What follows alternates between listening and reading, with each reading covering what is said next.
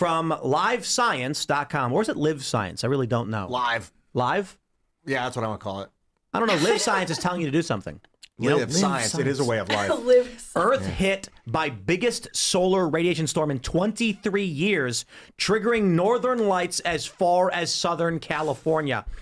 Well, heavens me. I asked our resident space weatherman on Twitter when he mentioned this. I said, how many Aurora events have we had then? And in the past year, and he's like, this would be, I think, a third or fourth. I can't remember. No, maybe he said 5. I'm not sure. In this solar cycle, we've had 20. In the previous solar cycle, it was 2 or 3. This is unprecedented, as far as I can tell. He tweets. This is Ben Davidson tweeting. Disaster cycle. The northern lights were seen in Florida again last night. This isn't just a light show, it's a warning. The pole shift, great solar blast, and cyclical disaster of Earth culminates in the next 25 years. Our film releases in 1 week. Well, I don't know much about nothing, but I can tell you this. Space.com today. Northern lights may be visible in 10 states tonight as Earth's magnetic field rings like a bell after CME impact. This is insane that it keeps happening. They're going to use in your lifetime. How many times have you seen the Aurora? Never. Not once. Well, it's happened in the United States like 4 times now in the past year. Yep. But sometimes they fake you out where they're like, oh, you can see it tonight, but you got to use a camera to see it. I'm like, this is what a ripoff. Yes, I mean, sure, but these were legit, and people were posting photos from Florida and Texas. Yeah. I lived in all the pink sky. You know, I've lived in New England most of my life, and I never saw the Aurora. Yeah. Whether it be in New Hampshire, where there's not a significant amount of light pollution, but there is a lot of mountains. I have or in Massachusetts. I have an off-the-wall theory. I think it's because all of these iPhone cases now have this like magnet on it. I think we're like all because we're producing so many magnets. Ian, you could probably speak to this. There might be something to the production of magnets is like really screwing with Earth's magnetic Look field. at this. This is wild. They're going to use this as justification to turn off the silver markets, I bet. The electric. So true. We need to shut down the electrical Seriously. grid to protect the planet. Like, Is that why silver is at like $8,000? Dude, silver is skyrocketing. $94. I called this actually way back in, I think, June on Her Take podcast when a lot of the big banks were flooding the market with fake sell orders.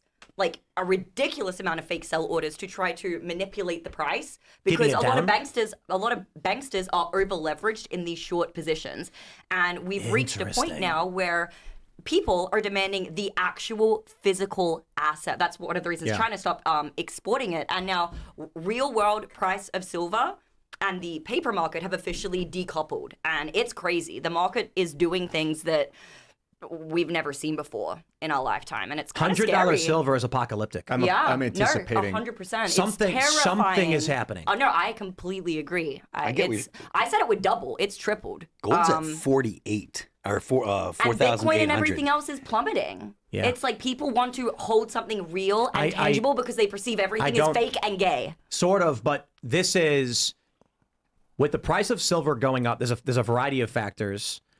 One could be AI demand. It's useful for computers. To put it simply, it's a conductor. It's one of the best. I think it actually is the best. So they want to buy it up for that reason. Mm-hmm. However, it's also historically just been a standard hedge. People buy it to store value. Well, particularly with inflation, the printing of money. Otherwise, you didn't need to because silver was money. Mm-hmm. So the issue now is the price skyrocketing, I believe, is at least somewhat indicative of people in the know are trying to get their hands on precious metals because the U.S. dollar is about to go belly up. It's not just... There's a squeeze. It's also the squeeze. That's what they call it in like the financial market terms. It's a silver squeeze where banksters are trying to get out of their sell orders. And a lot of them probably already hit margin, to be honest. Like a lot of banks... What does that mean? There's no way for them to basically recoup their losses. There's only so far you can go down in a trade before you get margin called and you get taken out of the market. But what does that mean? For people who don't understand. They were hoping that but hold on, sorry to interrupt. A lot of people are going to say, I don't know what margin means. I don't know what margin call is. Right. I don't understand what you're saying. So these banksters, they're in short positions, which means they have huge bets that the price of silver is going to go down. And so what they're trying to do is flood the market with with these fake sell orders. I equivocate it to like To trick the price to go down. Yes, exactly. And people are calling it's kind of similar to GameStop, but on a way bigger scale, where everyday people are saying, no, we know exactly what you're doing. And on account of that, we are going to demand the actual metal because there isn't enough of it in actual supply. Yeah, but silver isn't memeing. It kind of is, actually. Like, Well, if you now, only after it reached $85 did people say, I better buy some before it's too late. They were honestly doing it when I made the call back in June. Like, there's a big kind of like underground like Reddit movement. It's a lot bigger than what people think if they don't know to look into it. Why did these institutional buyers short silver in the first place? I'm not sure why they shorted it initially. Yeah. When I started looking into what was going on, that was already happening well in advance, so I'm not exactly sure why they did that. Because that would just be like such a bizarre move. Yeah. Well, there's a lot if they're of people sensing instability. Well, there's a lot of people that for a long time silver kind of has been low compared to gold. Yeah. And there's a lot of people that were saying, look, the market's being manipulated. The value of silver is much higher than the actual dollar cost because it was hovering between $20 and $30 for almost 10 years. Yeah. Well, you said this occurred in June. In June, yeah. So I mean, it could have been a reaction to the tariffs. Potentially, I mean that's when What you're talking Liberation about Day the hike in was. silver? It's all the platinum metals. I'm looking up ruthenium right now, but you look up rhodium, platinum, palladium. Yeah, but silver is like gold. 5x. Silver's the one that's gone up the most. Some of these other ones are up 40% or 50% or 200%. Right, that's not a meme. That it's happening even to gold. Something's happening to the dollar. Yeah, no. And I think, listen, rich people know before you. Trust me, they know before you. You think there's going to be some wealthy. You know what? Ignore rich. It's connected people, leaders of industry. So somebody who's involved in manufacturing or big business, they know somebody in government who says the U.S. dollar is cooked. It's going to collapse. Yeah. U.S. buying power is gone. And so what do? They run and they go and they buy up a bunch of precious metals, and then it causes a spike in the market. The people who know buy it up first when it's still floating around $30. Then it gets to 50, 60, and people think there's a run on silver, so they buy a bunch. Now it's at 95. There's no stopping it, honestly. But my point is, you can call it the wisdom of the crowd. Silver spiking says something very bad about our economy, or you can call it a conspiracy. And I think it's fair to say maybe a little bit of both. But yeah. people in the know buying silver are basically screaming in your face, the end is nigh. Yeah. Maybe World War III. I agree. I agree with you entirely. I mean, look, if a World War III actually broke out, and I don't mean some stupid, is this world? No, I mean like literally Russia launches a missile strike on Poland to stop NATO troops coming in, or Trump makes a move on Greenland, then Russia reacts instantly and something happens, or Venezuela triggers a move on Taiwan. The moment that happens, and you get an American politician saying, we now have war on every front in the world. This is World War III. The U.S. dollar goes. Yep. Look, silver goes. I wonder, there might be And a what if hole it's on the all the government values. buying up the precious metals? That's what I think it is. Because they know the dollar's going to tank in a time of war, and they want to hold something of value that they can then sell for labor. Right, something actually tangible because, again, everything's fake and gay. That's my guess, because that's my guess, because where did that money come from? If that indicates that the value of all those metals are now that money must have appeared. I mean, it could have come out of the current supply. The value of those commodities, they're commodities. So the value of those commodities, is not reflective of how many dollars there are. A big part of the cost here, or a big part of the price increase, is because of all the dollars they printed. This is rhodium went from 5,000 to 10,000 this last year. Yeah, I mean, Doubled in price. look at how many dollars they printed. They printed 80% of the dollars that exist in the past 5 years. Look at the way rhodium's gone up. This is so obviously a collusion. It goes up, and then it stabilizes, then it goes up, then it's people are doing this and waiting, and then they're doing it and waiting. They're about to wait and then do it again. Ian, look at the dates though. This is 1 year. This is what Yes, the dates the in the past dates of year. the spikes correlate with major geopolitical events and policy issues. That could be, yeah. There's another play here, and that's of course AI. And I think one of the issues that these data centers are outright saying, guys, we could increase our productivity, 3x if we were using silver instead of copper. And so they're like, buy it. Yeah. The price is meaningless to the listen. Let me tell you how horrifying things are. Viral videos across TikTok and Instagram where a guy is so it's a vertical video and there's a small window of a guy and he's talking, and then there's some busty young woman talking in the exact same video. It's like it's AI replacement. And he'll be saying, guys, do you want to learn how to make 6 figures with an AI brain slop? You know, what do they call them? Like e-girl?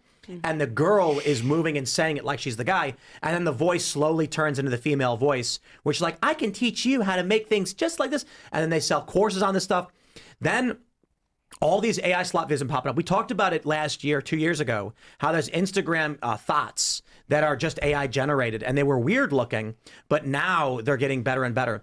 And there's also the AI generated news videos, which are making $150K per month. There's a video I saw where it was this guy talking about how he makes animal videos on Sora, and it's just like, make a video of a dog saving a baby from a snake, and then he uploads it to YouTube. Boom, 500,000 views. And then he's like, AI brain slop. He's like, you do 50 of them a day, and you're making 6 figures. This is what's dominating everything. That's the AI we have now. Internally with ChatGPT and Gemini, these have AIs where they're doing much more advanced money-making schemes. Go on any one of these chats. I've done it. And say, based on current trends and news analysis, which publicly available stock do you believe will go up? And it'll be like, here's a list of top 10 stocks based on aggregation, which are expected to rise. And then you buy them. And then you buy, hey, don't take it from me. That's AI telling you what to do, not me. I'm not giving any advice. Now imagine you owned the back end. All you have to do is say, go on the internet and trade stocks until I have $20 billion. And it goes, done. And then you could probably generate $20 billion in a few months. Yeah, it's kind of like the way you have politicians not able to buy and trade stocks. You might want to have AI corporations not able to buy and trade. There was a move being done in crypto called, I think it was crypto arbitrage it was called, where basically computers could track a sell or buy order faster than a human could. And as soon as the human put the order in, the computer would execute a sale to get a fee and then intercept the transaction. So it would take percentages of the sales and generate revenue for nothing. There are stories of people who are doing Ethereum arbitrage making millions of dollars per month, and no one noticed because all they were doing was basically saying, if someone puts in an order, we're to do a quick buy and sell.